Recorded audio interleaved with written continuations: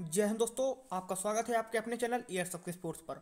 So friends, यहाँ पर बात करने वाले हैं इंडियन कोस्ट गार्ड 02 2022 बैच की जो आपकी वैकेंसी आई है उसके बारे में। यहाँ पर आप लोगों को पता होगा कि आपकी जो एप्लीकेशन है वो स्टार्ट हो चुके हैं। 4 जनवरी से आपके स्टार्ट हो गए थे और आपके 14 जनवरी तक वो चलने वाले हैं। लेकिन यहाँ पर काफ़ी लोगों का जो एक क्वेश्चन क्रिएट होता है, बहुत लोग कमेंट्स में भी पूछते हैं क्या हम तीनों पोस्टों के लिए एक साथ अप्लाई कर सकते हैं। ये सबसे बड़ा क्वेश्चन रहता है। काफ़ी जवाब दे रहे थे फिर भी आपके जो क्वेश्चंस रुक नहीं रहे, इसलिए मैंने ये वीडियो कंपलसरी समझा। क्या तीनों पोस्टों के लिए हम अप्लाई कर सकते हैं?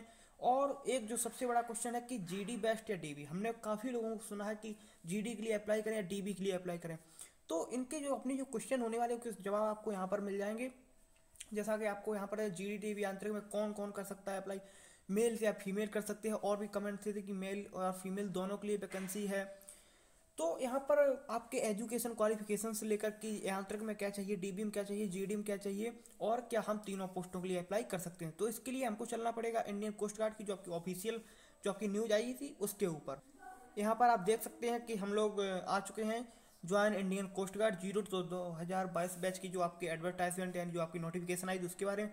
यहाँ पर देखिए कि आपके 4 जनवरी से स्टार्ट थे और 14 जनवरी तक आपकी लास्ट थी। तो आप बिल्कुल देर मत करें, क्योंकि इंडियन कोस्ट गार्ड की साइट है वो 4 दिन पहले से बहुत स्लो हो जाती है। आप ये मान के चलिए कि आपको 10 जनवरी तक हर हाल में आपको एप्लीकेशन फिल करवाने हैं। इसमें एक प्रॉब्लम होती है कि इंडियन कोस्ट फिर साइड में बहुत लोड आ जाता है। तो मतलब पिछली बार भी ऐसा हुआ था कि शायद 16 तारीख को बंद थे और उसके पहले 10 तारीख की 12 तारीख को बहुत साइट स्लो हो गई थी। तो आप बिल्कुल देर ना करें, 10 जनवरी तक अपना एप्लीकेशन फिल कर दें। उसके बाद बात करते हैं कि एजुकेशन क्या चाहिए, क्वालिफिकेशन क्या चाहिए। तो नाविक जनरल ड्यूटी जीडी के लिए आपको 10+2 होना चाहिए। फिजिक्स और मैथ आपके कंपलसरी सब्जेक्ट हैं। नाविक डीबी के लिए सिर्फ आपको 10th पास होना चाहिए। देखिए यहाँ पे आपको एक जो बेनिफिट मिलता है नाविक डी में, सिर्फ आपको 10th पास होना चाहिए। इसमें कोई आपका सब्जेक्ट बाउंडेशन नहीं होता कि आपको मैथ से होना चाहिए या किससे होना चाहिए। तो यहाँ पर आपको कोई भी बाउंडेशन नहीं मिलता देखने को। लेकिन आपको जीडी में 10+2 चाहिए तो चाहिए, बस आपको मैथ और फिजिक्स चाहिए। यहाँ पर कॉमर्स और बायो वाले स्टूडेंट्स अलाउ नहीं होते हैं।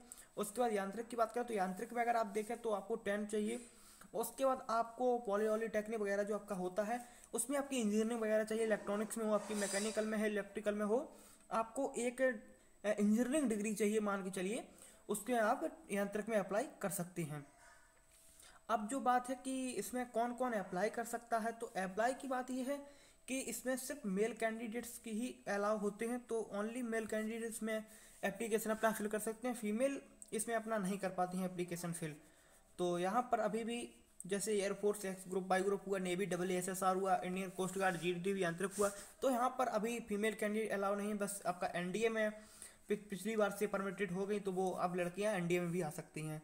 लेकिन अभी कोस्ट गार्ड में ऐसा कुछ भी नहीं है। उसके बाद बात करते हैं अगर आपकी पोस्ट की बात, क्योंकि हमको आगे चल के बात करनी है कि कौन है बेस्ट जीडी और डीबी में। तो अगर आप टोटल पोस्ट ओवरऑल देखते हैं तो 260 आपको जीडी में देखने को मिलती है, और वही आप अगर डोमेस्टिक ब्रांच यानी डीबी में देखने को मिलते हैं तो आपको 35 देखने को मिलेगी। अब यहाँ पर एक कन्फ्यूजन होता है कि यार डीबी में पोस्ट तो बहुत कम है, तो इसका क्या रहेगा, क्या हम एप्लीकेशन का फिल करें कि ना करें। और ऊपर वही पोस्टें काफ़ी अच्छी देखने को मिलती हैं, एक हद तक की 260 है। तो यहाँ पर काफ़ी मतलब पोस्ट हमको देखने को मिल जाएगी। तो देखिए उसके बाद अगर हम जीडी में अगर एप्लीकेशन कर रहे हैं तो वो कौन लोग कर सकते हैं। तो जीडी की बात करें, जो लोग टेक्निकल ग्रुप की तैयारी कर रहे हैं, जैसे एयरफोर्स या नेवी SSR की तैयारी कर रहे हैं, एयरफोर्स एक्स ग्रुप या नेवी SSR की तैयारी कर रहे हैं, उन लोगों को मैं सजेस्ट करता हूं कि वो अपना नाविक जनरल ड्यूटी ही देखें। क्योंकि भाई देखिए आप वहाँ पर फिजिक्स भी पढ़ रहे हैं, काफ़ी अच्छे एक स्टैंडर्ड से फिजिक्स पढ़नी पड़ती है एयरफोर्स के लिए भी। मैथ आप पढ़ रहे हैं, काफ़ी कैलकुलेटर और स्टैंडर्ड आपको पढ़नी पड़ती है। मैथ भी, इंग्लिश भी आपको अच्छी खासी पढ़नी पड़ती है एयरफोर्स एक्स ग्रुप के लिए। और अगर आप नेवी SSR है तो आपको रागा का पोर्शन भी देखना पड़ता है। रागा में जैसे आपका जीके हुआ, साइंस हुआ, आपका रीजनिंग वगैरह, वो आपको देखने को मिलता है। लेकिन आप जो 3 सब्जेक्ट को बहुत अच्छे से पकड़ करके चल रहे हैं वो है आपकी इंग्लिश, फिजिक्स और मैथ। और अगर हम डोमेस्टिक ब्रांच की बात कर लें तो आपको सेक्शन फर्स्ट में क्या अर्थमेटिक मैथ मिलने वाली है, रीजनिंग मिलने वाली है, जीके मिलने वाली है, साइंस और आपकी इंग्लिश। तो यहाँ पर जो मैथ होती है वो आपकी अर्थमेटिक टाइप होती है। तो आप दो दो मैथ जो एयरफोर्स एक्स ग्रुप वाले होंगे वो दो दो मैथ एक साथ हैंडल नहीं कर सकते, क्योंकि इसमें भी आपको 20 क्वेश्चन देखने को मिलते हैं डीबी में, और वो सबसे ज़्यादा जो क्वेश्चन पूछे जाते हैं वो आपके अर्थमेटिक मैथ से सेक्शन फर्स्ट में पूछे जाते हैं। तो इस वजह से आप एयरफोर्स एक्स ग्रुप की मैथ को भी कैलकुलेटिव उतनी तरीके से नहीं कर पाएंगे अच्छे से, और ना फिर आप सेक्शन फर्स्ट को आप एप्लीकेशन करें तो सिर्फ सबसे पहले जान लीजिए सिर्फ आप एक पोस्ट के लिए ही अप्लाई कर सकते हैं। आपने जीडी के लिए कर दिया तो आप डीबी के लिए नहीं कर पाएंगे, और डीबी के लिए कर दिया तो आप फिर मतलब सिर्फ आप एक पोस्ट यांत्रिक के लिए कर दिया तो आप फिर जीडी डीबी कोई नहीं कर पाएंगे। तो सिर्फ आपको एक पोस्ट के लिए ही मौका मिलता है, चाहे आप जीडी कर लें या डीबी या यांत्रिक। देखिए एयरफोर्स ऐसा आप ये कहेंगे कि हमको अगर हम जीडी का भी डालेंगे तो हमको सेक्शन फर्स्ट प्लस सेकंड हमको देखने को मिलेगा, क्योंकि कॉमन होता है आपका फर्स्ट और सेकंड। तो देखिए यहाँ पर आपका जो स्कोरिंग है आप सेक्शन फर्स्ट और इंग्लिश का बहुत अच्छे से पकड़ करके इस पर चलेंगे एक सब्जेक्ट के ऊपर। अगर आप 25 में, इतना तो है कि जब माइनस मार्किंग नहीं होती तो 22 से 23 नंबर आने के चांस रहते हैं आपके हर बार। तो यहाँ पे अगर आपके 45 नंबर भी अगर आपके आ गए सेक्शन सेकंड में, और उसके बाद अगर 15 नंबर इंग्लिश में अगर आपके आ गए, 15 की इंग्लिश होती है 10 मान के चलिए, तो 55 तो आपके ऐसे ही बन गए जीडी के लिए। फिर आपको इतनी तो मैथ कम आती नहीं होगी अर्थमेटिक की, भाई एक दो क्वेश्चन भी 10 क्वेश्चन ना कर पाए 20 में से, इतने तो आप करें, क्योंकि उसमें ट्रिग्नोमेट्री भी होती है, मेंसुरेशन भी होती है, 2D 3D से आपके क्वेश्चन भी पूछे जाते हैं, तो आप वो भी कर सकते हैं। लेकिन आप अगर फोकस करके चलिए तो आप जितने भी एयरफोर्स वाले स्टूडेंट हो वो जीडी के लिए अप्लाई कर लें, और जितने भी अपने बाई ग्रुप की तैयारी कर रहे हो वो अपनी डोमेस्टिक ब्रांच भी देख सकते हैं, क्योंकि अपने एक पकड़ जब आप करके चलते हैं तो अपना एक पर फोकस अच्छी तरीके से रहता है। ऐसा नहीं कि जीडी में बच्चे सिलेक्ट नहीं होते, डीबी में सिलेक्ट नहीं, बहुत अच्छे स्कोर के साथ भी सिलेक्ट होते हैं।